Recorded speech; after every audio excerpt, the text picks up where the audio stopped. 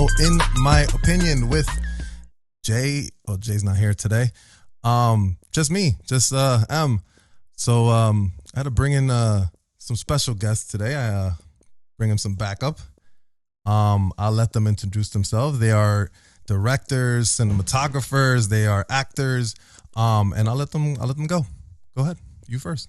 Whoever. Take your pick. Oh, wait. Microphones. God damn it. I keep forgetting to turn on microphones. Go ahead. I'm sorry. I apologize. Such a rookie over here. We live. Yeah, we're live. We're good. Right. We're good. How y'all doing? My name is Jalen Knight. I'm an actor, a director, and currently I'm creating my own TV show called the Pup 8 series, which we have Miguel, who is also starring and reoccurring in the show as well, which will be coming out pretty soon. And yourself, sir? Hello, my name is Dion Wordlaw. I'm a director, writer, editor, producer, actor. Well, we try to do a lot of things. I'm out of Chicago. Lord have mercy. I created a TV show about 2-3 years ago called Two Brothers, and here we are now. Cool. And if you guys hear anything in the background, don't worry about it. It's just the people upstairs. Don't worry about it. We keep going. This is live, unedited podcast here. So you guys are. Let's start with directing real quick, because I find that to be so fucking amazing. And like I tried it myself. I did a short film not too long ago, and I found it to be one of the most difficult things I ever did.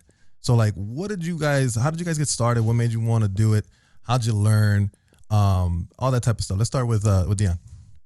Okay, well, actually, I had no background in this whatsoever. That's the first thing. It was I was young. I didn't know what I wanted to do in life, but I ended up transferring schools and went back to the city. When I did, I ran across this TV show called Juke Chicago Story. And at the time, I was a passionate young dude. I wanted to be popular, and I didn't really know much about it. But when I went, I was like, hey, I like this.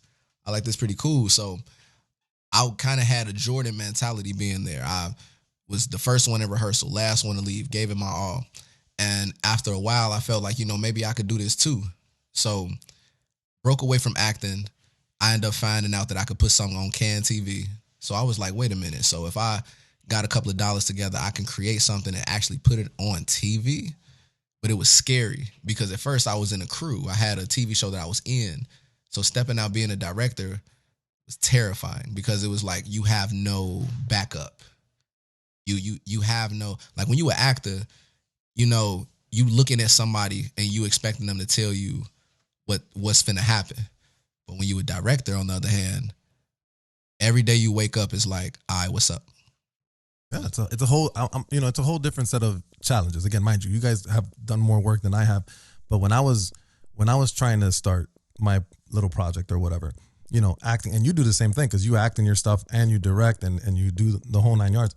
Excuse me. That was difficult to manage for me.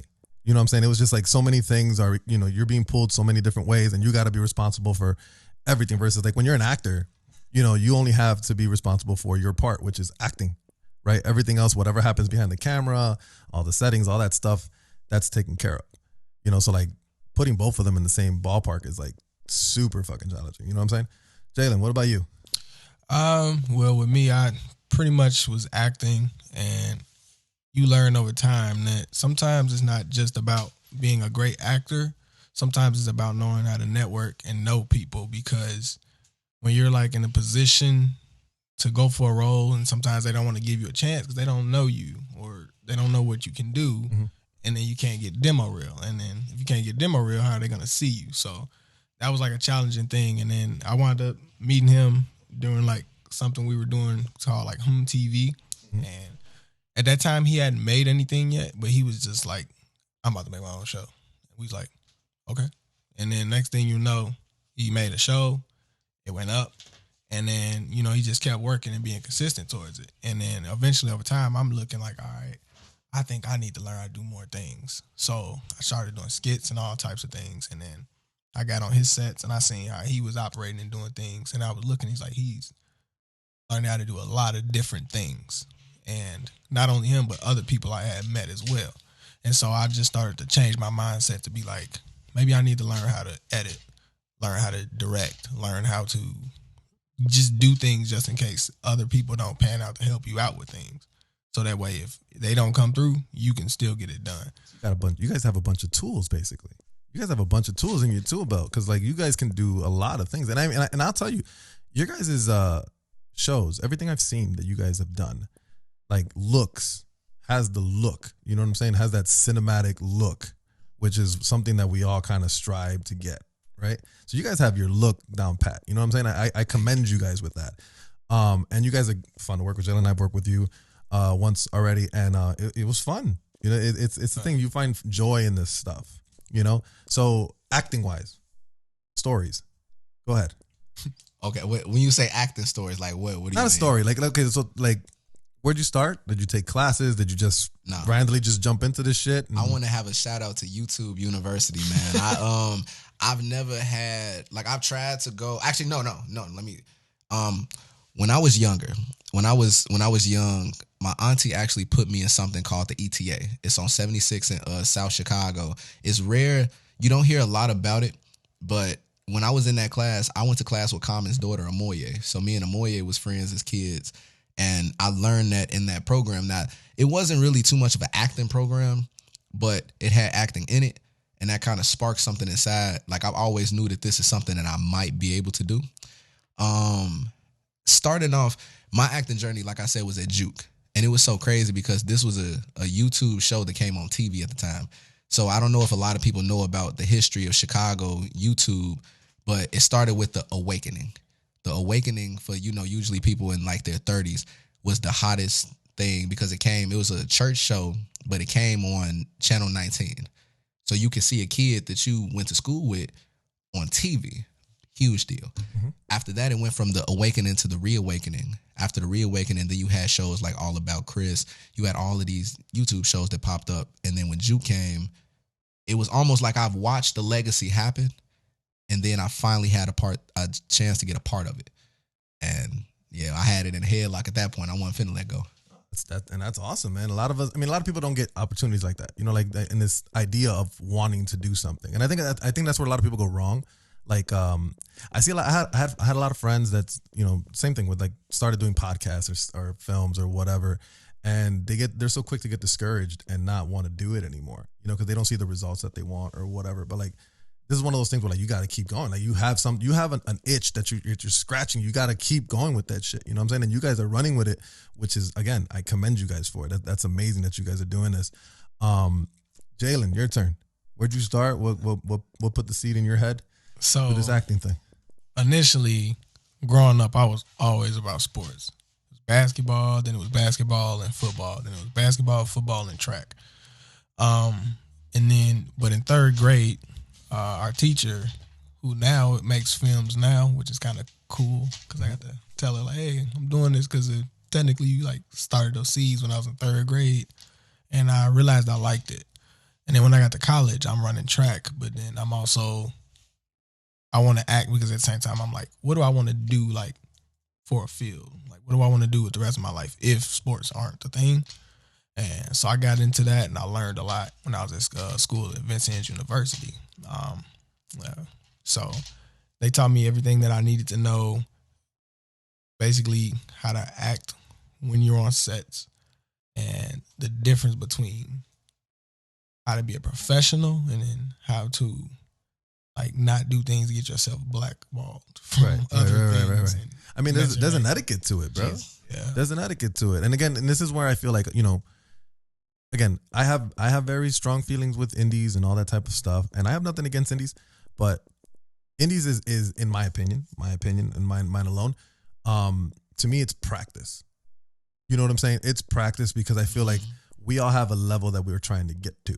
Right. So, like, it's almost like, okay, we're on YouTube right now, but I'm pretty sure you would love to be on HBO Max. And I'm pretty sure I would love to be sitting across from Joe Rogan and having a conversation. I would love for that to happen, right? But there's levels to everything. You know what I'm saying? The crazy thing about what you just said with indie filmmakers is, like, I've never heard somebody put it in a more realistic perspective, because it's like, as an indie filmmaker, I tend to always be like, we got to make it happen. You know what I mean? Right. Duct tape that shit. You feel me? Like, right. It don't matter what you got to do. We got to make this shot happen. But versus being in the bigger leagues, that everything is in a budget, everything is accounted for, everything is processed, and it's really scary in a way to an indie filmmaker because I be in my head like, can I handle a set that big? Like right now, my biggest set probably be the biggest set, maybe 30. But remember, you are going to have more hands on deck in a major production like that. Like right now, you're, and I think this is where the problem kind of lies. So like a lot of us do stuff for free or minimal pay because this is something that we want to do.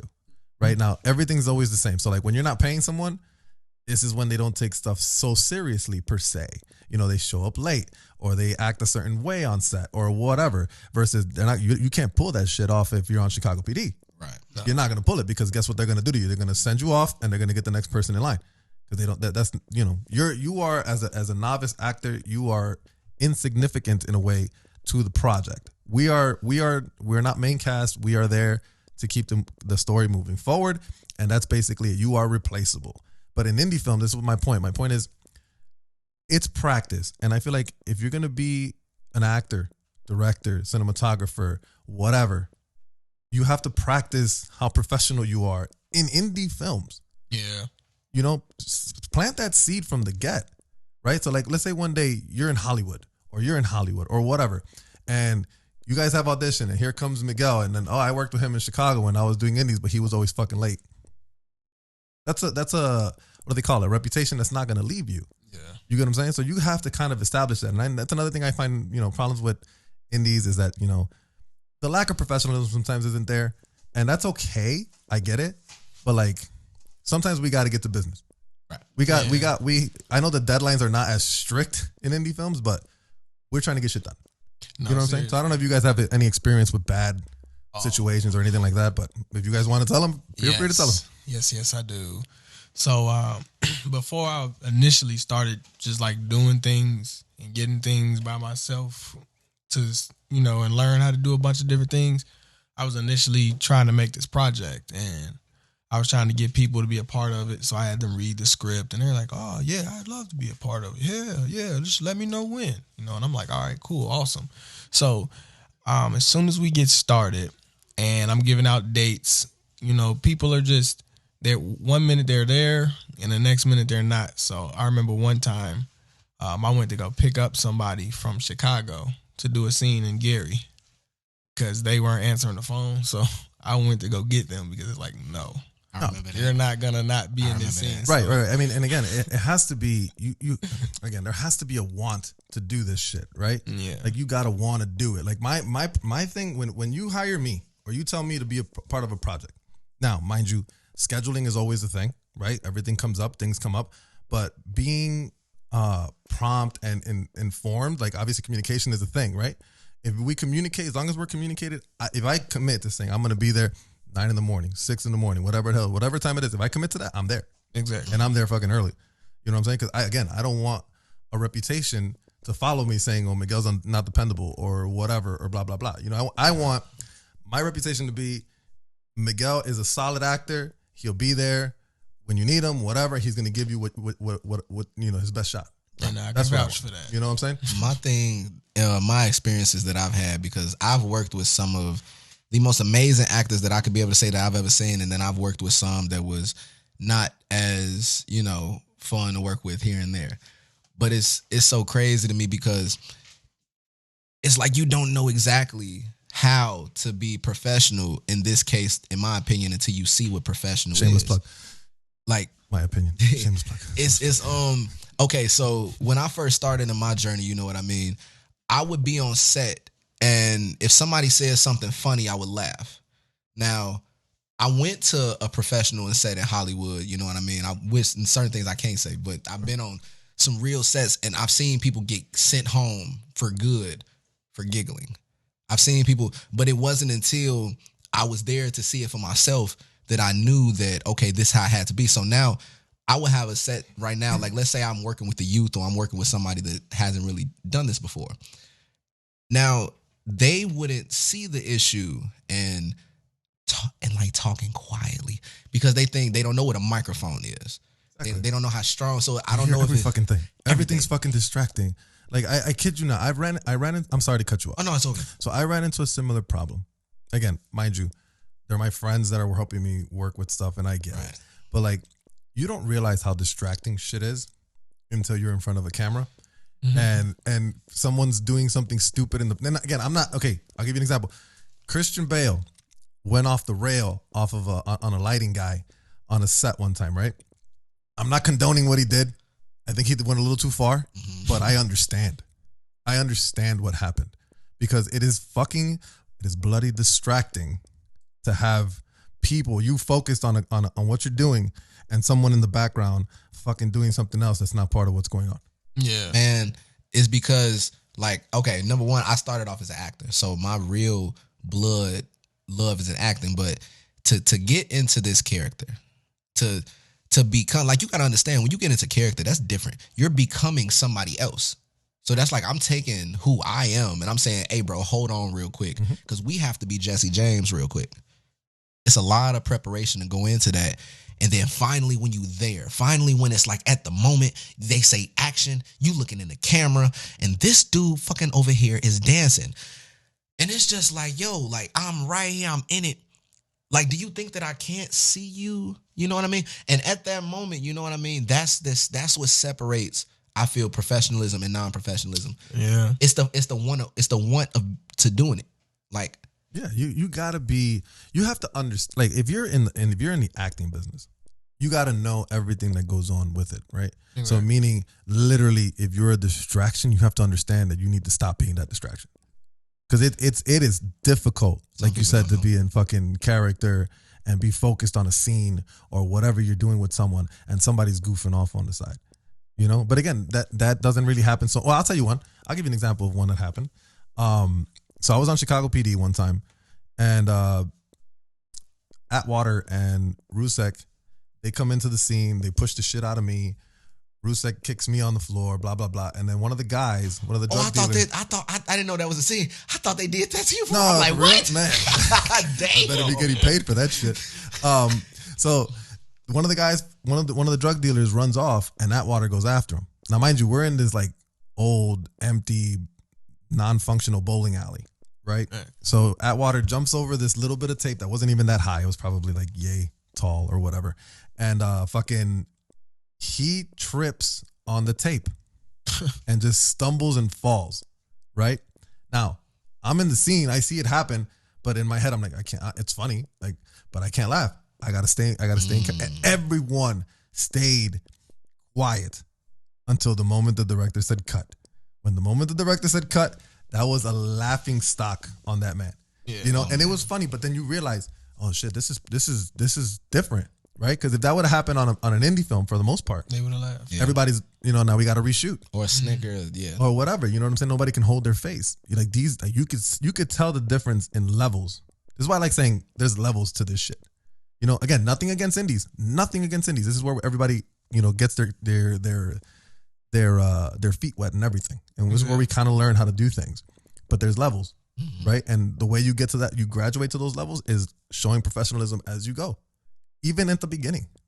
I don't know. Jalen, you got a story? Yeah, definitely. Please don't let it be about me. Oh, no, man. All right, cool. We're good now. Just let y'all know Miguel is a great actor. Miguel is the man. No. Miguel is the man. Miguel's the man. No, I am a novice at this, guys. I just try. One day I'll be happy and say that I'm pretty good at what I do. But right now, I'm just learning, man. That's what I do. Miguel is a gangster. Don't listen to him. He is a savage. He is cold-blooded. Wait till you see him. All right. Enough about that. That's enough. We could stop talking about that guy. Any story you got, Jay? Yeah. I mean, it's a lot of stories. I mean, it's I wouldn't think it's more so stories, but just like things that happen every time. You do certain things. People will laugh when they're not supposed to laugh, or you get like some quiet talking in the background, but they might be all the way back there, and you got to keep saying quiet on set, and it's like you understand sometimes you're not getting paid for stuff, but like you said, you got to have practice being a professional before you get there. You don't want to try that stuff when you're there. You ain't gonna get away with that shit over there at all. It's not gonna work, or you're just not gonna know how to operate. Instinctively, you're gonna go back to who you are as a person because you didn't practice those things before you got here. Right. And so that's like a thing that people have to practice, because the original, the puppet, because we rebooted. We rebooted. Reboot. So it was a lot of things I would be like, that's amateur compared to what we're doing now. Like, we're getting a lot of different angles. Beforehand, it's just like over the shoulder. I think that just gets boring when you're seeing the same two-piece angle sometimes, because you got to get like, you got to study. You got to watch stuff in order to get to the point where you understand what's going on. I love that you said that, because a lot of people don't do that. Oh, yeah. I mean, you don't wake up. I think there's special people in this world that can wake up one day and they're Steven Spielberg. I believe there's some people that are like that. Yeah. But for the most part, I think you have to work at your craft, right? Yeah. We're not all born knowing everything. Right. You have to do research. You have to read how things work, how ISOs work, and how to change lenses, and how to do this, and how to do that, and how to do this. A lot of people want to skip that step. Yeah. And jump to working with a red camera and this before they even play around with a cell phone camera. I don't recommend that. And the reason, why don't people listen? Why don't people listen? And the biggest reason I don't recommend those things is like, if you just starting off, but you got grand ideas, cool. Just take those little baby steps to get there. Because when I was editing with the iMovie, but I learned how to edit and put stuff in there to the point where I was able to go to the next part. I would understand what I'm doing because I started off something small. So when I get to a bigger software, I kind of understand where I'm supposed to be. Oh, this is supposed to be similar to this. So dude, I love the way you think, bro. Yeah. You think just like me. I'm the same way. Like when I started this, I grabbed the very basic of what I needed to get something out. Exactly. And yes, I've improved and I've changed setups and I've learned how to do things by research, time, errors, mistakes, whatever. Not getting discouraged because I do make mistakes all the time, and learning from them. And then you get to a part where like, okay, I have a pretty decent looking product, but then I don't ever stop there. That's why Jonathan hates me. My partner, he hates me because I'm always like, I need to get better. We need to do something more. And I feel like that like you said, taking baby steps to everything is key. Yeah. You can't jump from A to M. There's a lot of letters in between there. Yeah. And that comes with experience, that comes with time, that comes with trial, with mistakes. All that stuff is what's going to make you a better director, actor, or what have you, Hey, what do you say? What was the question again? Camera equipment, right. Okay, I remember now. Okay, I'm sorry. I have literally the worst memory ever. Fine. You're good. One thing that I feel that people that just hop out and just go straight to the best that they see, I mean, good luck to you, but you're missing the journey. Like, you're missing the fun. When I first started, my first camera was a Canon T3i. It took me about 2 birthdays to save up. I remember, I didn't ask for nothing. I want them to know I need this camera.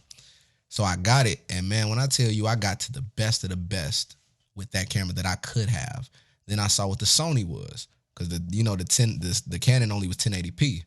So you learn what 1080p is. Then when you go to 4K, now it's like, okay, this is a difference. You learn the difference. I could watch anything. I could tell you if it's 720, 380, 720, 1080p, 4K, 6K, true 6K, 8K, and then then on. But if I would have the first camera I got was a Red. You can't know where you're going if you don't know what was before. Right, what came before. I agree. I agree. And I'm the same product. Look, I still use a Canon M50, and I use a 4K Sony camcorder that nobody buys camcorders anymore. I use that, and I use an iPhone to record it, and I make it work because I learned how to adjust things, how to try to get the best out of certain lenses and certain cameras and certain settings and whatever. But all of that came with time and effort and research. You know what I'm saying? And a lot of people skip that step, and I wish they wouldn't, because, like you said, it's a journey. It's a headache, right? It's a headache. Don't get me wrong. I'm pretty sure you guys have had your share of headaches editing or whatever. You can't get the right shot, or it doesn't look right, or blah blah blah. But that's kind of fun, Any stories like that where you're like, fuck, I had a really good take, but the audio was shitty, or whatever, blah blah blah. I feel like almost every other time you get one. Don't that suck? Yeah. Like, God, and then you're already done shooting, and I'm like, man, I kind of really want to shoot it all over again. And I'm like, do I really want to tell everybody, hey, we got to do it over again? Man. Look, you got to think on your feet sometimes because when I first got the Black Magic to film with, oh my God, it was like, first off, like we saying, like, don't start off getting a red as your first camera because first off, you just gonna get a cube. Yo. And you're not gonna know what to do, and you gotta get all this stuff to rig it up. And that's the same thing with the Black Magic. You gotta get all these different pieces, attachments, and batteries, lots and lots of cords, lots of batteries. Oh my God, let me tell you a battery story, man. Crazy, but I really believe everything happens for a reason. So Jalen got his Black Magic first. So I ended up getting mine a couple of weeks later. Now, at the time, money was good going on. So, I decided, man, this battery died quick. We need some more batteries. I went to Amazon and I tried to buy 4 batteries. And let me remind you, each battery like almost $10 or more, however it was. I bought 40 batteries by accident. God damn. I tried to buy 4. I bought 4 of these. And they came and it was almost like $1,000 worth of some batteries. It was ridiculous. But I was like, you know what? Now we ain't never gonna have to worry about that. I gave Jalen half, I took half, and I'm like, well, the beauty about Amazon is you could take all that shit back. Amazon's probably got to be the to me that's a horrible company, bro. It's not a horrible company, and they have horrible return policies because like in reality, you can if let's say you needed a pair of headphones for one day, you can order a pair of headphones for one day and then go take it back to Kohl's and take it back. Yeah, like how is that good business? I know they sell it like refurbished or whatever, but they're still losing money. But then every other weekend I go somewhere and there's a new fucking delivery center or whatever, huge facility fucking open. And then they're paying their employees like $17 an hour. That's almost a job I want to take now. Yeah. To be honest, that's not bad money. Until I hear what they got to do in there. Man, wow. I heard. Now, I ain't, the most novice with 9 to 5s. No offense to nobody that has one. But, man, the stories I be saying, but, do how you do. But the stories that I be hearing in there is that, they be just for hours. I'm talking like 10, 12 hours just moving. Bam, grab this. Grab that, move, bam, you got 30-minute lunch break like that. I don't care if you paying $30 an hour like that time. You can't tell me that $30 is worth an hour of my time. You can't. Like I know some people do, man, but that's crazy. But I mean, think about it this way: you have to have that because if you don't, then how do you get your stuff the next day? Yeah, then it would be. Imagine you need a battery or 40 of them. If you need 40 batteries tomorrow, you need people to move like that so you can get it. So it comes with its pluses and minuses. I'm sorry. If I had to, I'll be the driver. I just feel like everybody built differently. Some people can work and lick envelopes and then, and then ship the mail, and they can do that every day. Every 25 years and love it. And they should be like, yo, I love my job. Your tongue shouldn't have no more saliva on that mug. I don't know, but look, I can't do that. So I just feel like everybody got different passions and goals for things. But Absolutely. Like you said, you can't have a company and everybody want to be the CEO or the person with all the ideas. Sometimes you need the guy that just needs to take the garbage out. Yeah. So that way the building don't get stinky. There's always there's a job for everything, and sometimes and most of the time it's necessary. You have a maintenance guy in the building to maintain the building. That's what he's for. Yeah. That's why you need it. So anyways, enough about Amazon. I apologize for that segue. We love you, Amazon. Yeah, you guys give us stuff the next day. It's great. Same day. Same day. Think about it like this. What? Let me tell you how crazy this was. I mean, how old are you guys? 25. 25? 27. Okay, so you guys are a little younger than me. Before, when I was a kid, if you wanted something like this microphone, for example, if it wasn't in your local Best Buy or your local Guitar Center, you ain't getting it. You ain't getting it because you didn't even know you didn't even know where it was. You know what I'm saying? Man. You didn't know. You lucky to find it. I remember them times you might have seen it in a catalog. Maybe. They might got it. Unless in somebody Japan. And then you paying a shit ton and waiting for it to actually show up. And back then it was before debit cards and all this bullshit. So like you had to send a check or you had to do all this crazy shit. It was crazy. It was crazy to get something. Nowadays, think about it like this. If you want something that's from halfway in California, you can get it in 24 hours or less, depending.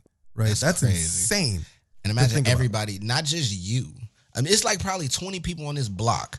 And I promise you, at least one time in life, everybody on this block probably ordered something at one time. Yeah. And I bet you everybody got a package the next day. Like, how do you even fathom that? It's bananas. It's bananas to think about because it's like and then look at what it's doing to like general, not general stores, but like stores in general. So like when I worked at Best Buy for many years when I was younger. Best Buy was Best Buy at the time. Like we used to have aisles and aisles of CDs and DVDs and movies. Go to a Best Buy now. Question. I got a real quick question. Just because you just said sorry. Good. I remember Best Buy being the rawest. I'm talking, they camera section was ridiculous. I saw like the type of cameras they had like 8 years ago in Best Buy. Like was ridiculous. Now, like I'm sorry, I mean there's nothing there. Go ahead. Nothing. I'm talking like not even Canon camera. I'm talking about like the kids, the stuff you get your kids. Like why did they just take it off the line completely? Because it's not worth to have in the building because of the loss. Just because, first of all, if you think of expensive things, so if you think of a camera that costs $1,000 at the time, mind you, in the late 90s, early 2000s, what's the average person? Is the average person going to go buy that? Probably not. So it costs more to have that product sitting on a shelf somewhere in a store than now versus you have it in one distribution center that you have everything and you can just ship from there. Yeah. You get what I'm saying? So online shopping has changed every store you can think of because you don't have to go to a fucking store. You can just order it. Personally, me, I hate it. Ordering or going to a store? I hate ordering. Waiting. No, I hate ordering. Like, you don't have to wait anymore. No, Same day. No, not even if it's saying no. I don't like ordering. Like, I actually miss the excitement of knowing that I need this item and I'm going to the store hoping that it's there and then it be there. I miss, like, I know it sounds crazy. No, that's not crazy. But I miss the old way. Like, I'm tired of how fast stuff is now. I'm tired of. I miss going to a store and actually like touching it. Yes, like and looking at it and like reading it. Like you go to look at shoes or whatever. Like you would go look at them and pick them up and like, okay, yeah, you know what? I don't like this. It doesn't look right. Whatever. You try them on, give them back to the guy, waste the guy's time 2 or 3 times or whatever because you're not going to buy shit. Nowadays, you just order it. You know, same thing with electronics. I was a big electronics guy, right? So like, but the selection is so minimal now. So you kind of have to go online. Like my buddies, I have 2 buddies that bought 2 TVs, big ass TVs recently, right? They bought them online. But the funny thing is, it's like we take the risk because we're like, we don't really know what these look like. We're dependent on YouTube to look at reviews and blah, blah, blah, because we're buying them online because we can't even go to a store and really look at them because they're not there. Mm-hmm. So it's literally, Amazon itself has changed the way we shop. But it ain't just Amazon. I feel like Amazon was the kickoff because Amazon only used to sell books. Yeah. At one point. Yeah. Whoa. It was literally only a bookstore. Yeah. An online bookstore when it started. That is correct. Right? I remember that. Am I right? Yeah. Ooh, I feel like I'm remember right. that. No, yeah. Literally just a bookstore. And then now it sells everything you can think of. But it's not just that. Like, I remember going to Foot Locker, and Foot Locker had like amazing shoes back then. Like, you saw all the Jordans. And fella, now, I mean, you can't even find Air Force Ones no more. Why? Because they're online. Like, I remember the thing that I missed, going to the store and then finding something better than what I was looking for because the store had more options. Online, it just be, you have to know the spec. You got to know, you have to know, because like you say, it's taking a risk. It come, and now I bought a battery charger and it looked just like the one I needed, but it was for mini batteries. That thing was $30. Anybody remember the East Bay magazines or the East Bay catalogs for shoes? I used to get them, Yeah. and I would spend a weekend literally that. circling every shoe I wanted that I knew I wasn't going to get. Gear.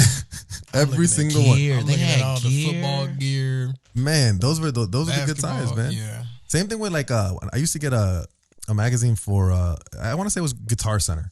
I used to get a Guitar Center, the pamphlet or whatever mailed to my house, and I would just like start circling things that I wanted, like a drum set or whatever, or this and that when I was a kid, and knowing that I was never going to get it. Or remember the Toys R Us big book for Christmas time? My, Yeah. That was the one, that man. was crazy. timeless, and we're never gonna get that back. Never. That hurts. Well, Toys R Us is closing them gone. up, yeah. And why is it Closed up. gone? Because you can order the shit online. No, And I cheaper. feel like Toy- people don't really play with toys anymore. It's Well, like, yes and no. because then I feel like they play with them when they like little. Right. And then you got some of those parents that might be like, you're not touching any electronics till you get to a certain age. But I feel like majority kids, like Yeah, they I got agree with that you. tablet in their hand, they just They just lost. It's become more of a technological But the technology thing versus toys. that wasn't Toys R Us. I ain't gonna lie, I love Toys R Us. What destroyed Toys R Us was Walmart and Target. That destroyed Toys R Us. Yeah, because it was more of a competition. It was like, imagine got the toys. Toys R Us got all the toys. Now the thing was different. Toys R Us had toys that you couldn't find, but Target had the same popular toys plus groceries, clothes, and all in one shopping, all in one stop. Mm-hmm.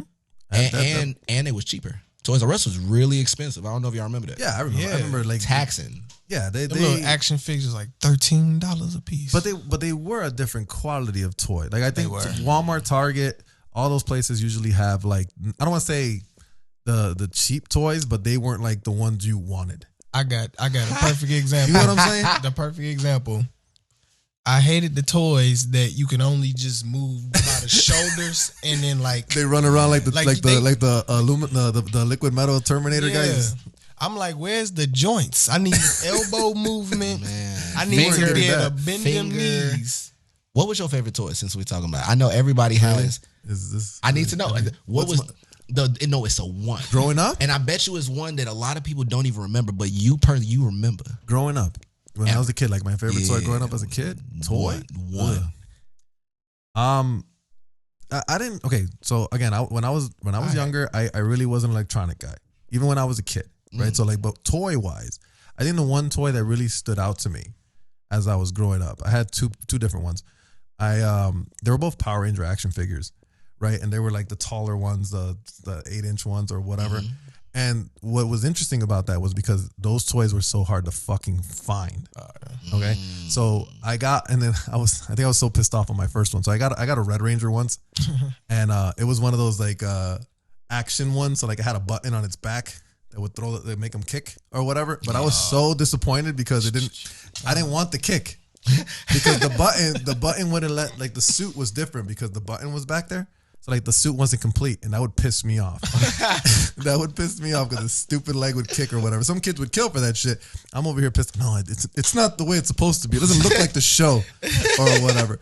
That was one of my toys, and then my dad bought me a White Ranger action figure when that one came out. That one was cool for me. The White Ranger. But those toys, I was never really a big toy guy. Toys weren't really my thing. I like again, I was an electronics guy, and real quick once I got a little older, I started buying shit and. I was always into electronics and stuff like that. I didn't even have game consoles or anything like that either that much. Like I got a Nintendo. My parents bought me a Nintendo when PlayStation came out. Oh wow! And hold on, time out. I would today, in hindsight, I would prefer a Nintendo over a PlayStation. No, honestly, that's a long gap though. Oh, I'm telling you. And then it barely would work. You had to like blow in the cartridge and do all that shit. Well, what? That was the fun. Trying to get it to work was the fun part. It's something I don't know. I think I'm not weird. gonna lie. No, you're right. I don't know. It's a weird thrill when your game system don't work right because it's like you take it for granted being able to cut your game on and it work every time. But them days when that one game just don't work and you just didn't try it. Alcohol on the bag. Oh God! No. Putting it in the toilet, flushing it down the toilet, watching it spin, and then just waiting. And then and then when it pop up, you just like. And you know what's fucked up about that is that it was everything that we did was meaningless because the problem with those Nintendos, and I'm assuming we all had the same problem where like it would run for a little while and you start that blue and red screen would flash and the game you wouldn't be able to finish the game. We couldn't do anything because the problem was with the Nintendos. I don't know if you guys knew that. Wow. It was a problem from the factory. You guys want to hear the story? It's real quick. Yes. Wow. So the Nintendo, when it originally came out in Japan. Okay? And it was a top loader. The Famicom system, which is the NES here in America, was a top loader. It looked like a Super Nintendo. Yeah. Right. Top loader. When they brought it here, they wanted to redesign it to make it look more like something that we had. Right, in America. In America, we were big on VHS players, on VCRs. So they made it look like a VCR. Now, when they retrofitted it, that push down action that it did, you know how you put the cartridge in, you push it down? That bent where the cartridge would make connection, it would get in there and it would bend it. So over time, it would just stop working because the connection wouldn't grab it hard enough. Wear and tear. Yeah, it was just wear and tear. So by nature, your Nintendo was going to break. You know what's so crazy? We all literally had the same childhood trying to get this thing to work, and I realized that's why. because we all was like, you know what, we ain't getting another one, so we gonna figure it out. We're gonna make this one work. We're gonna make it work. This is when I used to run like when I would finally get like Mario 3 to work. Like I would try to rush through that game as fast as I could because I knew it was gonna stop at some point. So I'm like, okay, I got one level further. And I gotta run it even faster. I gotta run it even faster because it's gonna stop. It was just going to stop. That's why I never finished Super Mario 3 until like a year ago. Because I actually got like a ROM of it where I could actually fucking finish it because I would never finish. I am so happy you did that. Dude, I posted it on Facebook. I was like the happiest day of my life. When I saved the princess, I was like the happiest day of my life. Like I was gone. I love it. Finally. Yeah, I'm telling you. Anyways, I'm sorry. We talk about weird things around here. It's fine. You guys PlayStation fans or Xbox fans? Xbox. PlayStation. All right, you can get the my set. Thank you, Jalen. Thank you. What was that? That was good. You see that Marvel thing over there? That's the only people we allow in this house. I'm kidding. I'm gonna say, but I'm a Marvel fan. Oh, okay, cool. All right then. Never mind. I take it back. I ain't gonna lie. Can you just do it one more time? Just cause that was amazing. You just want that right there. That's a good one. I'm kidding. You guys have a PS5? Or you still haven't been able to find one? I just have not been playing games for but you have one over a year. No. You know what? I stopped playing. I want one, but I'm just focused on other things until I get that's one. fine. I'll tell you what, bro. That Xbox over there is just kind of collecting dust. Yeah. I bought it because I kind of landed it when it was coming out or whatever. But think about it like this: talking about online shopping, how fucking crazy is it to try to find a PS5 and an Xbox right now? A year after it's been out already, man. You can't go into a store and get one. I need a bot. Oh man! See, this is when online shopping stole everything. I'd rather go back to the days where you had to wait in line. Yeah, me too. At least you have a chance because the bots just take everything. Like trying to get a pair of Jordan 11s is absurd. Like you literally punch in and put your card in, and the moment the shoe comes out, it's sold out. How the hell does that happen? The worst part is when you got it in your cart. Like I've had like 20 PS5s in my cart. I just want to let you know, I was staying up, waiting for the alerts. My cousin, and if you watching this, but he got one. And he got one when PlayStation, they had like the bugs where you could just like keep tapping the home screen and then it would immediately like let you buy the system. He calls me and like, the next day he's like, I got a PS5. I'm like, oh yeah. He sent me the link. The day I want to try it, they fixed the bugs. So it doesn't work anymore. So I'm looking on like Twitter and all these other things, and everybody's typing the same thing. The bug thing's not working anymore. Dude, it's insane, bro. I literally have not seen one in any store, like in a shelf.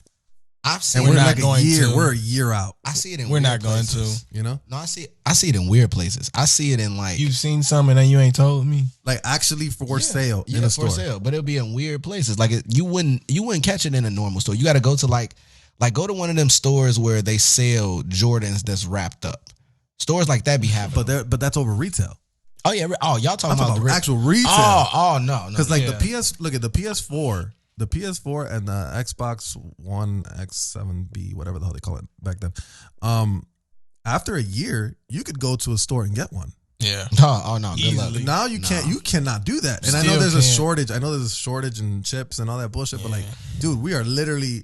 I think their birthday, the two consoles' birthdays were like a week ago. Like they literally a year out, and you cannot go into a fucking store and pick one up. It's insane. Crazy because it's like, how has it been a year and I still ain't got one? If I would have known, you're not trying hard a enough, year bro. ago, I was on it the day the Xbox came out. I'm gonna get it. I have got to yours. That's what I'm talking about. It's up there, that Marvel. You know the one. crazy part? I had like a good 30 minutes to get an Xbox online. I was like washing the dishes and looking at it like, should I get it or I'm gonna just keep? You sound waiting? like a PlayStation fan talking right now. You saying I could have got it. I just didn't. Nah, sound like a PlayStation fan right now. You man, come on. I should have worn a PlayStation shirt. I have a PlayStation shirt. I should have just got the Xbox so I could at least play some of the newer games. There you go. See, would have been. You would have been all right. I want both of them, but I just wanted the PlayStation first. I finally like PlayStation now because the remote changed. It's bigger. I hated. It's finally bigger. I hated that. I would literally drop it. Like I don't know. I have a remote sitting in my room. And it's just probably been sitting there for almost a year now. He got a PS5 remote just sitting there. And this is the argument I have with my partner. Like he's a PlayStation fan, right? And I'm like, look, the remote bugs me. He's like, what bugs you about the remote? I don't know. It's just where like the joysticks, both of them being down here is kind of weird. It's long, like it's just more comfortable here. It's weird. Like it's just more comfortable. Like Xbox controller is more comfortable. Again, but we're splitting hairs because they're technically almost the exact same. See, I ain't gonna lie. I would agree with you for like all of the controllers before the 5. I don't know. Just like the little X's and the squares and those little tiny ones on the back. And then like the way the little triggers make noises. Like when you play Call of Duty, it's like You talking about the Xbox one or the PlayStation? PlayStation. But the PlayStation, the new controller is badass. Yeah. No, that's what I'm saying. That one is like comfortable, but any controller before that one, yeah, Xbox. It was too small. And not just that, with a PlayStation remote, it's like it's circular on the top, so it'll easily slip out of your thumb. But the Xbox, on the other hand, it's like a concave. So it has like a cup. Like a cup where you put your you put your thumb in thumb right there, and that's stuck. It's gripped right there. Dude, there's a difference. There's a reason why most people like Xbox controllers versus PlayStation controllers. Like literally, when you think of professional gaming controllers, they're shaped and mimicked by an Xbox controller. Yeah. That should tell you what's a better controller. But PlayStation fans tend to just, no, it's PlayStation. I got to keep the PlayStation. PlayStation's the best. I will definitely say PlayStation is iPhone and Xbox is Android. I agree. And I hate it, but every time PlayStation come out, it's way like I gotta admit, I like the controller, but it's way more graphic than an Xbox, it seems like. Yes and no. And I'll tell you why. So I think the problem is, I'm not a gamer, by the way. I'm gonna break it down real simple. So there's games are divided into like 2 different major categories for the most part. Right. You have first party games and you have third party games. Okay. So a first party game is a game that's solely for whatever console. So it's not cross platform. Then you have third parties, which are like 2K or whatever. That it's on everything. Okay. So Sony makes better first party games. He beat me to it. I was gonna say that's really why. So like a game like Uncharted, for example. Uncharted that came out? It hasn't come out now, but like the older ones. So like Uncharted, Miles Morales, Spider-Man, all those games. Those games are Sony made. So all the money goes into making it work as best as it can on the PlayStation. Right. Yeah. So it looks fucking amazing. Horizon. Microsoft doesn't necessarily do that. Microsoft makes games for multiple platforms in their own world. Like it's not on PlayStation, but they have Windows that they work for now, the old Xbox now. Everything is included. So their games, they have to be built a little bit different. You get what I'm saying? But Sony does have more exclusives, at least in the past. Yeah. Microsoft did just buy a bunch of studios, so we'll see what the hell comes out of that. Yeah, but I will tell you one thing. Back. I will tell you that fucking, I don't know if you guys are into race car games. I'm really not. Horizon 5, the new one. Oh my God, bro. I'm not into fucking racing games like that. I like sometimes playing around with them. But that new one, that is the best fucking looking game I ever played in my life. That looks ridiculous. I might have to. That looks ridiculous. I seen it got like a 10. Bro, the graphics on that game. Like a 10 out of 10. Yeah, I got like a perfect score. It's they went in. I don't even like driving games. Dude, it looks absurd. I'm going to have to look that up. Like it looks absurd. And it's free. If you got Game Pass, it's free. That's another thing y'all don't got. Game Pass is the shit. Let me tell you. Yeah, you're right. We don't have. I've seen. I'm thinking about. You know what? I'm probably gonna grab my favorite. I don't know if we talking about favorite, but I love UFC. That's my favorite. UFC 3 favorite game. You know what? It was too stiff for me. What? Because I remember I was playing the original ones, right? So like Undisputed. Yeah. Undisputed was like the best one. Undisputed 2. Then when they started making it, and you know what? The funny part is, NBA 2K kind of went through the same experience. Where like, I understand you're trying to make it more realistic and more, complicated, but sometimes that takes away the fun. Right? I shouldn't have to study a fucking Game Pro magazine or go online and start trying to figure this shit out when in the core, I just want to fight. Yeah. Or I just want to play basketball. This is why games like NBA Street or NBA Jam are so legendary because they're fucking simple. And you can just pick it up and have a chance of winning. But go play 2K. Pick it up right now. If you've never played it, and then go play online. See how fast you get your ass kicked. Woo! Dubbed. I don't even do online. I don't even play. I don't do online. Too much. The computer fucking kicks my ass. I don't even like playing that shit. How in the world do I have the Golden State Warriors and Steph Curry is the greatest shooter ever, and I am missing shots that are wide open because it's such a timing thing. Yeah. And I'm like, this doesn't make any sense. I understand that I'm not good at the game, but it's fucking Steph Curry. I'm not shooting threes with Shaq. I'm shooting threes with Steph Curry, the greatest fucking shooter to ever play. And he can't make a fucking three. It'd be blowing me. It's too complicated. Yeah. But anyways, I'm sorry. Let's talk about sports. What do y'all think? Scottie Pippen going crazy right now, right? He out of his fucking mind, right? He treating people. Bro, going crazy. He went crazy on Michael Jordan. He going crazy. What Mike do? Everything apparently. Everything wrong apparently. Scotty said he the one that had that flu. Scotty's losing his goddamn mind. His downfall, Who's Scotty? yeah, is really the fact of how he looks to everybody in The Last Dance, and he's like trying to cover up everything now instead of just. What's The Last Dance? You didn't watch The Last Dance? Wait. I The remember. Special? Wasn't that with Scottie Pippen? All of them were on it. Wait. What am I remembering? Because I saw something about that The fight. Chicago that happened. Bulls, I feel like I did watch 1998. I remember this. It was the last Their last one. Yeah. But everybody had their own, right? And it was like a episode on everybody. Well, that was part of the problem. That was like the Okay. first. Yeah, that was like the first 4 episodes was like episode 1. So this is Scotty's problem, in my opinion. This is what I understood. So The Last Dance came out, which was supposed to be about the 1998 Chicago Bulls. The Chicago Bulls, not 1998 Michael Jordan. Yeah. Okay, that's Scotty's argument. And I kind of agree, because the very first episode is all about Mike, and rightfully so, right? Because Michael Jordan is the greatest basketball player to ever fucking play. Okay, episode 2 is about Scotty, but it only talks about Scotty for the first it's an hour show for like the first 10 minutes. Yeah. And then it goes back to talking about Michael Jordan. I remember this now. Then Dennis Rodman's episode was the same way. You talk 10 minutes about Dennis Rodman, and then it goes back to talk about Michael Jordan. Yeah. So was the show really about the team, or was it about Jordan?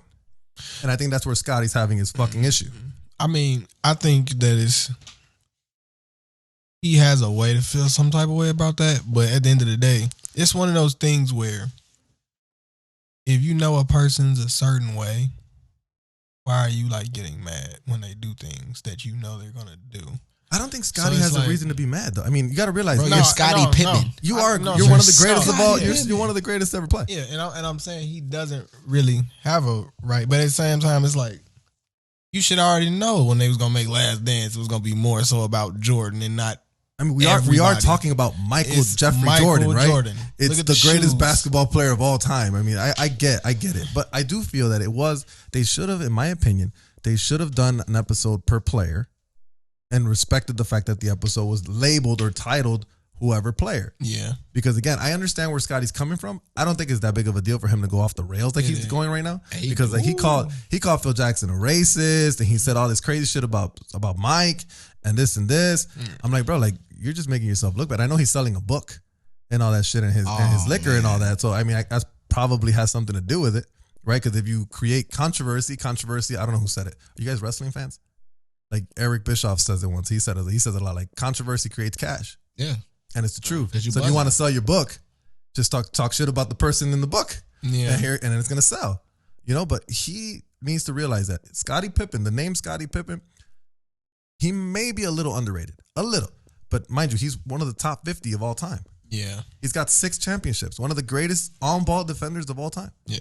I wouldn't even say he underrated. I would just say like he's like the middle child. Like, underrated is like if you have made Michael Jordan fall, but it's never talked about. That's underrated. Like, you can't almost even say, and I'm not even a big basketball fan, but I know I never hear Jordan without Pittman. Now, you might not hear Pittman as much as Jordan, but if somebody ever be like, did Jordan do it by himself? You gonna hear somebody be like, Pittman, Rodman, somebody's gonna throw that out. I think he just slightly tired of being Robin though.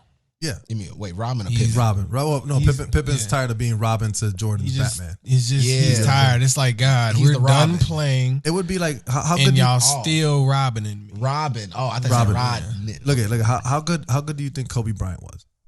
Like, Honestly. all time. Right next to what'd you say? Jordan. How good? Right next to Jordan. What'd you say? No, I would say You had to put him on top. What? he's in the top 10. Okay, Two. top 10. So he's Oh, top 10. So I would probably say MJ, Bron. Oh, get the. What? I can't push the Look, button what? fast. Hold on. Where's the what? What? See, they didn't want you What? to. Bro, they're gonna be too many curses. But around. look, Yes. Yes. Look, I Press it one more time. Look, I gotta give him his respect because at the end of the day, the way he changed the game. Who?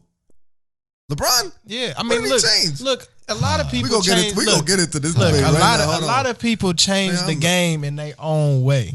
You know what I'm saying? Like, look, Steph Curry changed the game. Yes. You like every NBA team, they didn't shoot threes like that. It was fun to watch the Golden State Warriors just pass the ball around and then who's shooting the three? I don't know. So I'm gonna ask the question: what did LeBron change?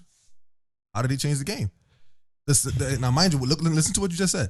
Steph Curry changed the game. Yeah, because everybody started shooting threes. Mm-hmm. What did LeBron do to change the game? And I am ready. Okay, go ahead.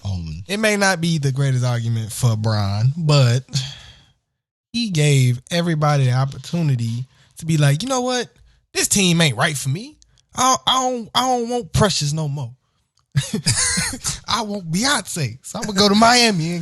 So, you know what I'm saying? So it's like he gave those people that power to be like, you know what? If I ain't got to stay in a bad situation just because MJ stayed, just because Larry stayed and Magic stayed and when it was bad. Like, so it's like, no, it's like, I mean, sometimes these owners don't really have the best intentions for these players. I can agree with that, but that to me is not changing the game. That was just one of them. Okay. But like for me, mainly, LeBron, he's just popular to me. No, LeBron. Look at no. He changed the game because he made players. Look, the NBA look like AAU basketball teams now.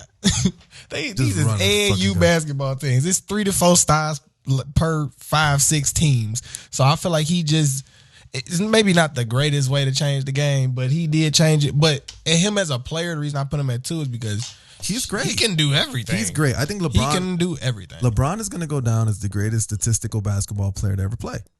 Right? He's going to have the numbers for it. He's going to have points. He's going to have assists. He's going to have rebounds, which are the 3 major categories. And blocks. Right? I just chase down. I don't know. Like I said, I'm not a. That's his bread and butter. It's LeBron. They'll mess around and make a category just for LeBron James. And that's like why I say chase he's down great. block. I will never say LeBron is not a great basketball player. He's a great basketball player. Hands down. One of the best basketball players we've seen. He's never going to be Jordan. See, and here's the thing, and this is what I'm saying. What does LeBron do that other greats can't do? What makes him transcend? Like Steph Curry, you can say there's no one who's ever shot like him. No one. You can't even put anybody in the same conversation with him. Maybe Ray Allen. Maybe. But besides Ray Allen, there is no one else that's ever played basketball that can shoot like Steph Curry. Right? Michael Jordan. No one played like him. No one. LeBron does great things. Like LeBron's a great passer. Yes, but Jason Kidd's better than him. Jason Kidd's a better passer than him. He's a good scorer. Okay, Kobe Bryant's a better scorer than him. He's a good rebound. Dennis Rodman was a better rebounder than him. So you see what I'm saying? He's great at a lot of things. He just did everything. He just was like, all right, I'm probably not going to be the greatest in this, but I'm going to do all of it. And I think that's what holds him. And that's what puts him in his position. But I feel like his dominance in the East was something too. Yeah, did he always win the NBA Finals? No. But I ain't going to lie. He had some pretty tough odds that kind of stopped him from winning. Hold on. No, yeah, he did. So the first time they went against the Golden State Warriors, if Kevin Love and Kyrie Irving don't get hurt, man, they massive. They beating them in 5, maybe 6 games. I think it'd be more interesting. I don't know if they beat them. But the thing is, it was like they went 6 games, and the second best player was Mike Dunleavy. My fault. Matthew Dellavedova. Yes. Matthew Dellavedova was like the second best player. Where is he now?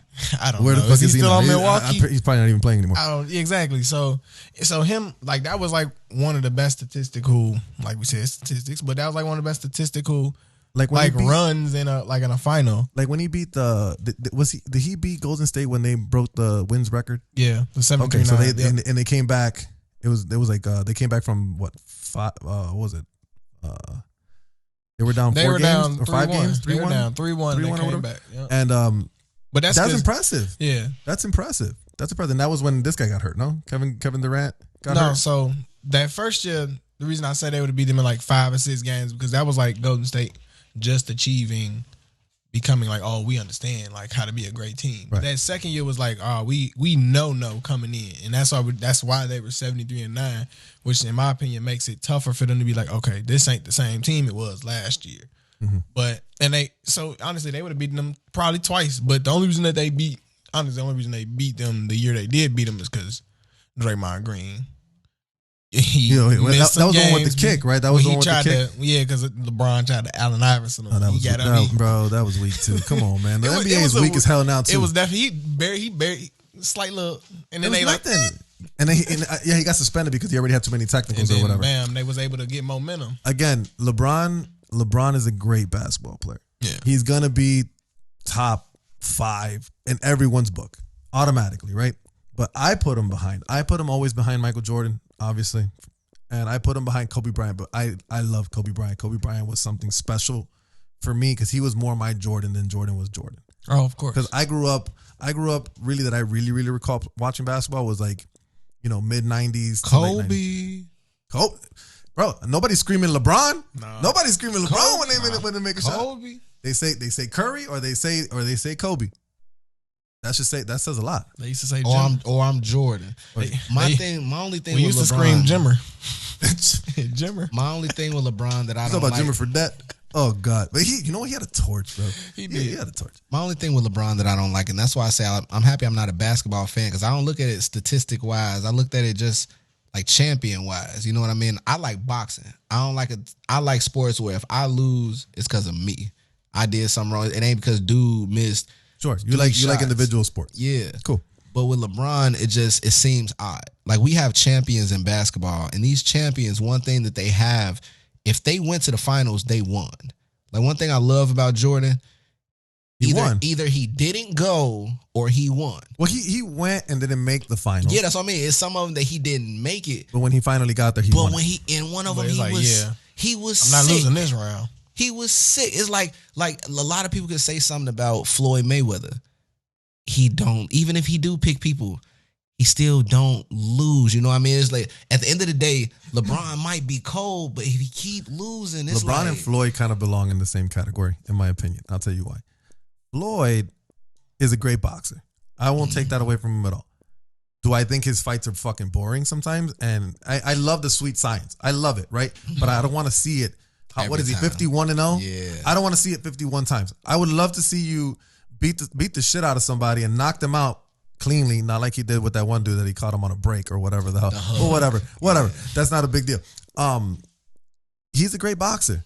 And statistically, he's the best boxer we've seen. Yeah. I mean, he's got better statistics and better numbers and better accuracy and everything than even like Muhammad Ali and those boys.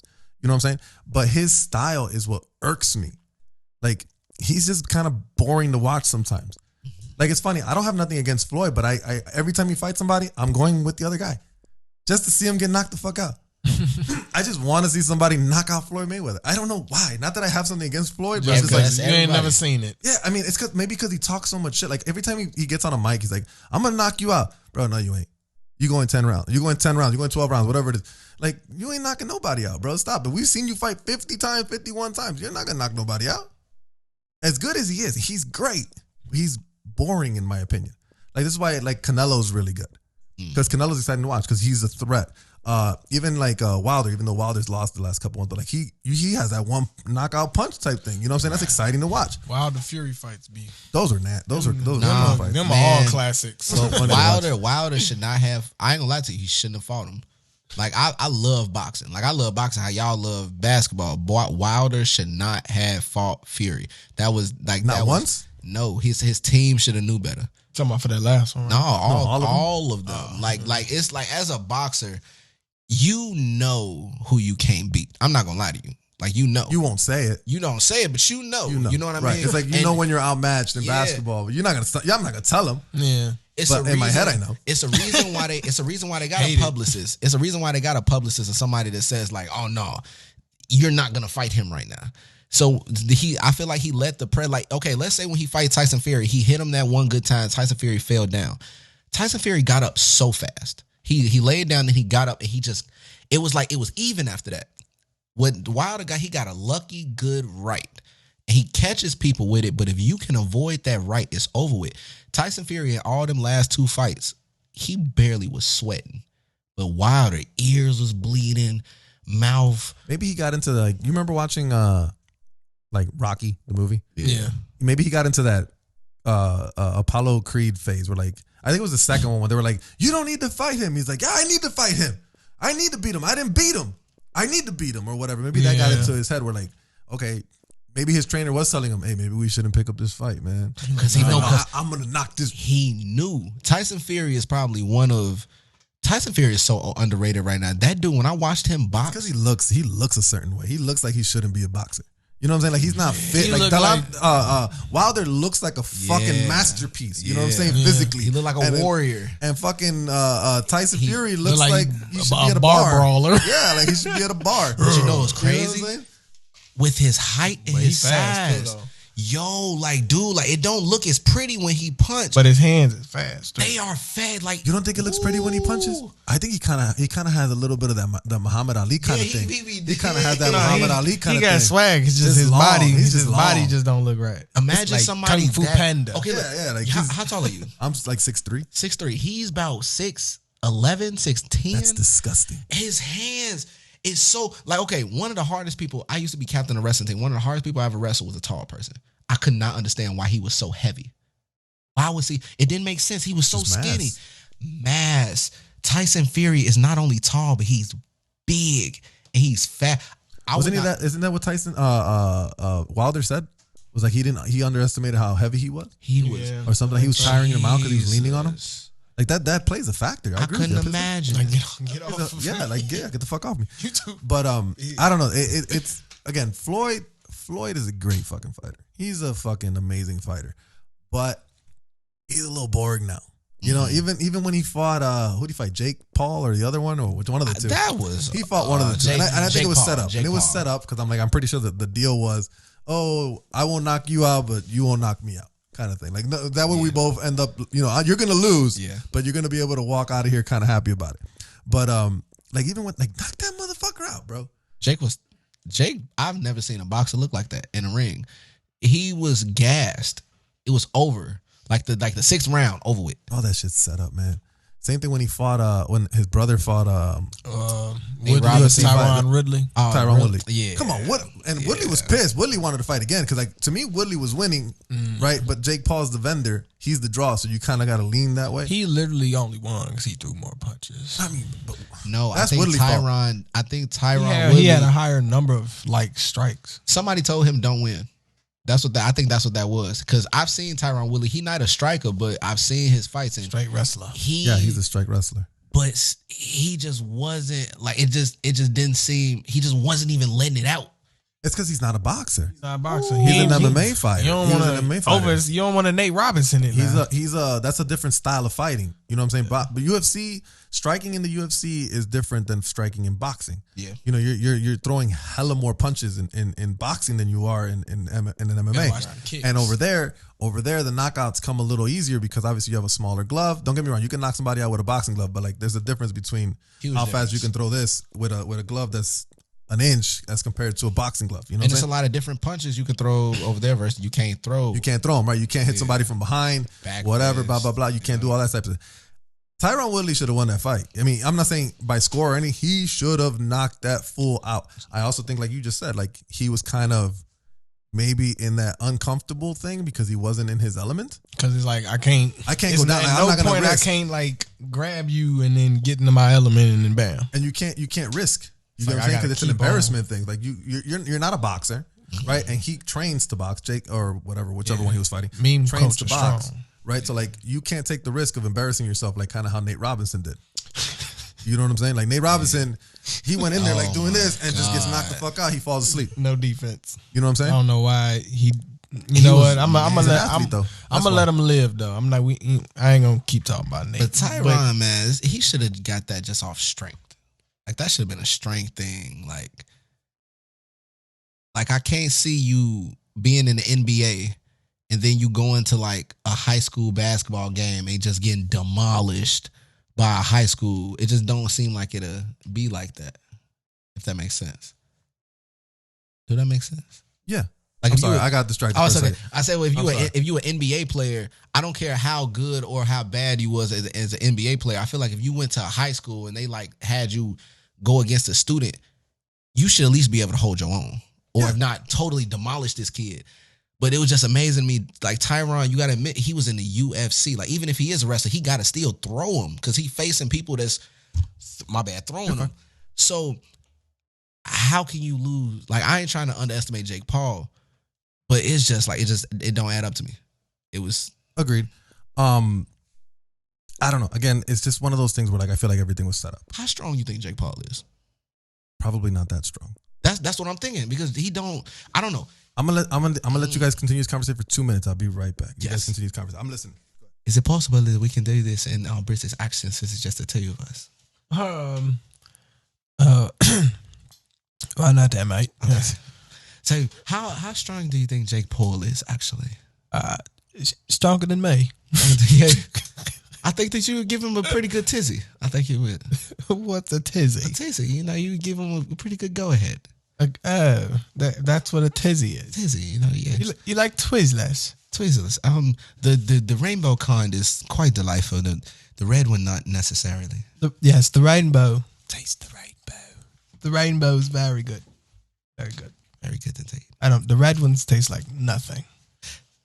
Speaking of Tyron, if you would have seen the fight between Conor McGregor and Floyd Mayweather, McGregor was throwing some pretty peculiar punches over there, like a wind up. It seemed like he was outside. Okay, we don't got to do British. He was even outside his element. He was outside his element. So I think it is something different about a UFC fighter trying to transition because it is. You're not worrying about.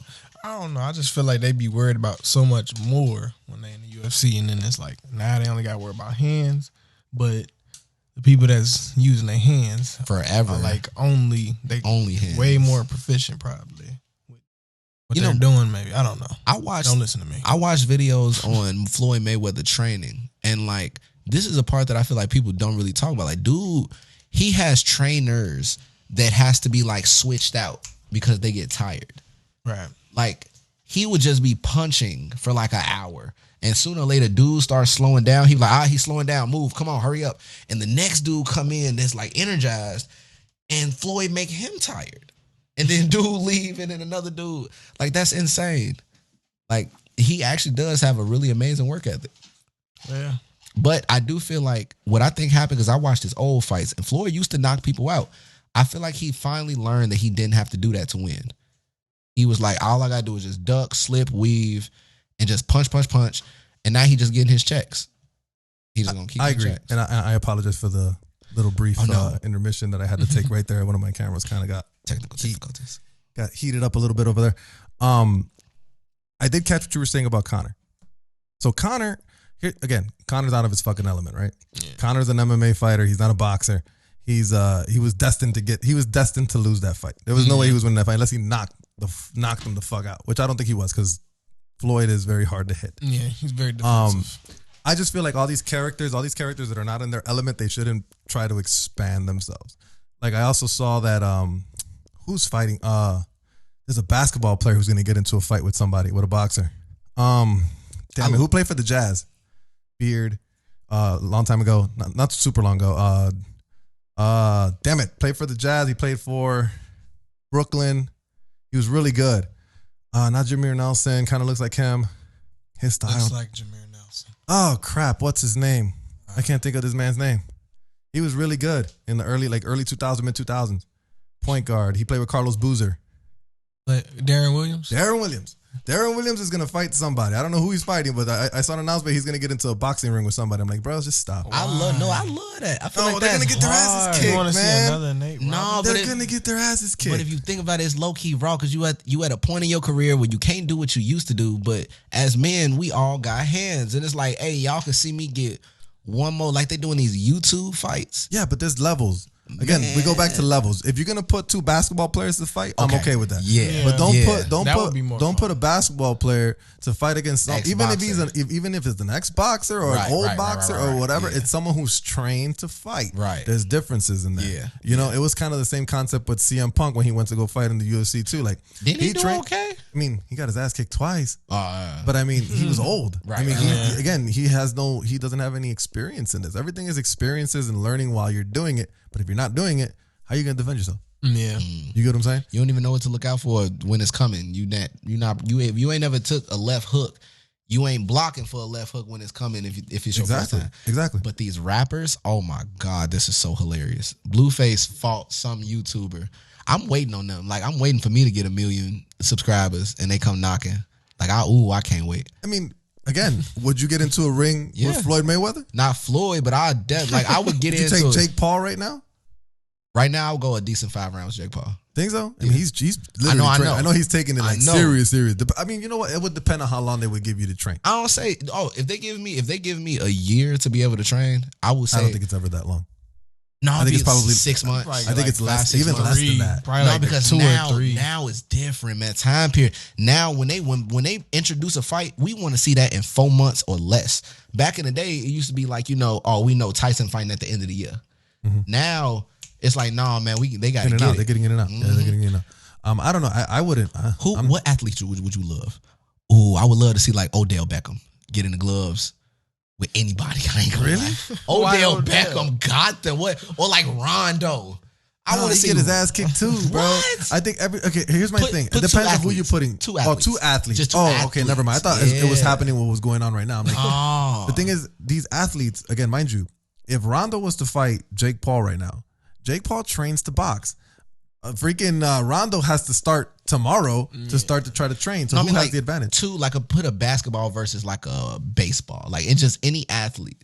Shaq versus. That would be, man, they're going to gas themselves out in 2 minutes, bro. Yeah. That's not even fun to watch. That's going to be like the whole. I remember when Mike Tyson and Roy Jones fought.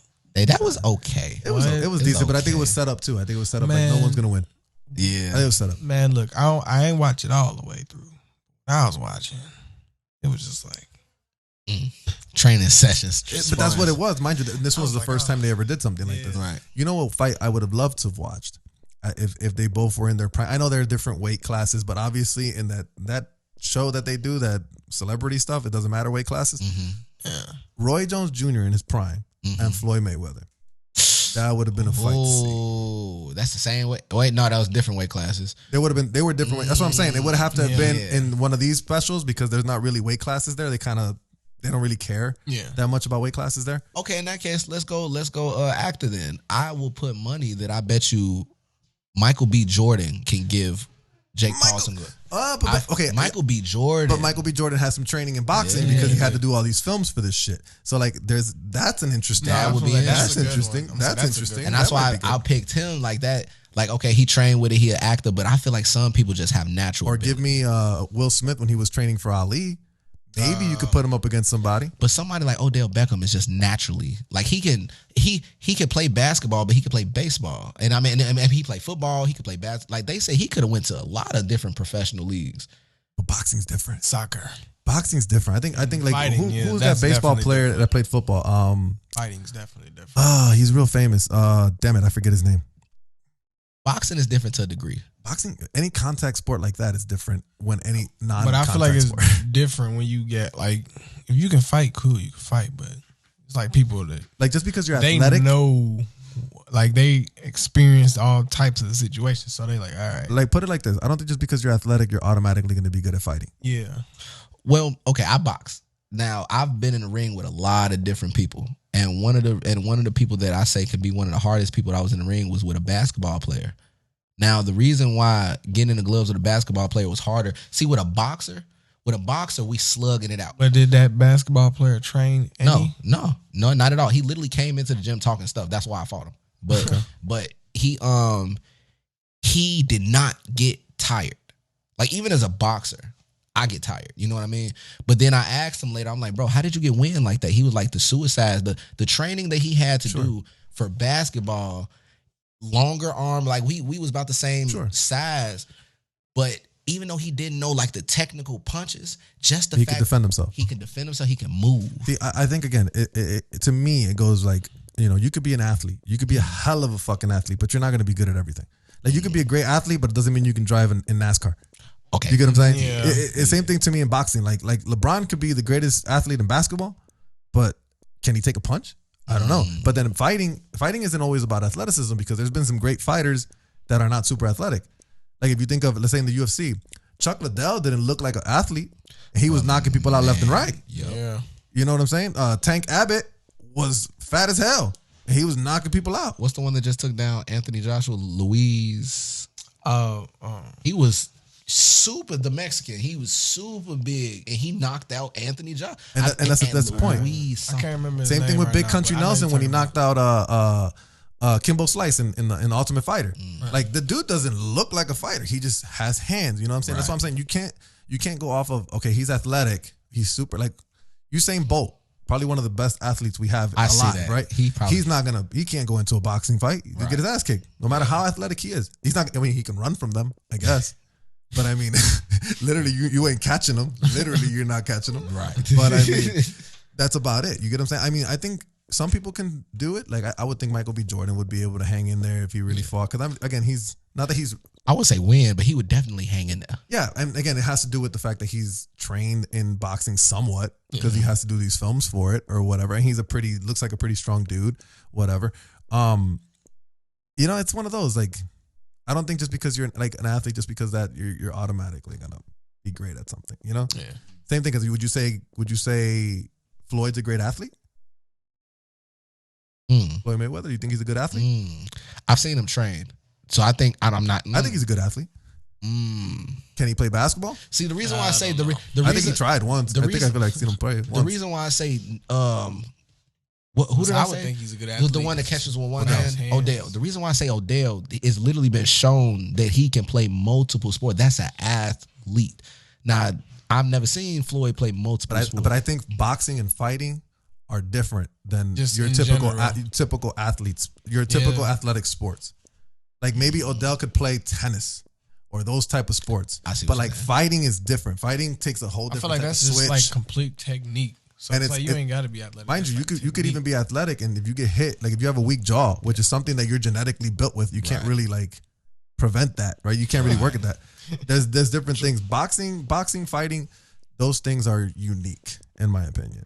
Most athletes can, if you grab, like to me, I watch a lot of tennis. Andre Agassi is one of my favorite tennis players of all time. Like I feel like if you put him in a baseball, you put a baseball bat in his hands, I think he would be the hit king because of how hard he can hit. Mind you, he can hit a tennis ball flat as hell, perfect contact, 90% of the time. Give him a baseball bat. He's going to hit singles and triples and doubles all year, right? But that's the athletic. But you put him in a boxing ring, he's going to get his ass kicked. I mean, he's not that kind of athlete. You know what I'm saying? Like it's different. It's different.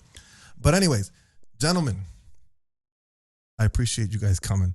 I hate to cut it like that, but we're running a little long, and we will have you guys back, man, because we could talk about this type of shit all day, every day. We kind of got away from the acting and all that, but we had good conversation. I apologize for the mishap. I swear that's the first time that can has ever overheated on me. You guys want to come back sometime? Of course. This is amazing. Bussin'. What? Cool. You guys want to throw out any shout outs, any links, any promotion, anything you guys are doing? Shout outs. Shout out to everybody that's been supporting through the journey just in general, like from the beginning. And as far as that goes, make sure you guys check out the Puppet series, which Miguel here is starring in, as well as Dion Wordlaw and myself. Everybody else as a part. It will be featured on the Wordlaw Network when that gets up and running, and just take it over from there, Dion. I want everybody to keep a lookout for the Wordlaw Network. I'm taking my channel, Two Brothers, that currently has 128,000 subscribers, and I'm converting it into now a YouTube network to where instead of me having one show that's posted one day a week, I'll be able to have multiple content that's going to be posted throughout the week in a guide type of sense, to where if you want to watch something scary, it's on Monday, but if something funny, it's on Friday. I know. And then I'm now opening the channel to other filmmakers because, you know, it don't just got to be me anymore. I want to show different tastes and flavors, and Jalen is one of the first filmmakers that's going to be coming to be a part of the overall, like the Wordlaw Network. I could see to be in the tree. I would love to see a Jalen Knight branch, a Shatera branch, you know, a different, everybody have their own branch. Even a podcast one day. There we go. We could talk about that one. Press the button for me one time. We could talk about that. All right, cool. Again, thank you guys for coming. I definitely will keep in contact. Obviously, we're going to do some work together outside of this. We're going to do some business. And I hope you guys enjoyed yourselves. All right. Awesome. Cool? Miguel is the man. 3,000. That's going to be our show for tonight. I'd like to thank everyone who tuned in. Like, comment, and subscribe. And remember that everything we said is in our opinion. And if you don't agree with it, I got 3 words for you. Thanks for listening.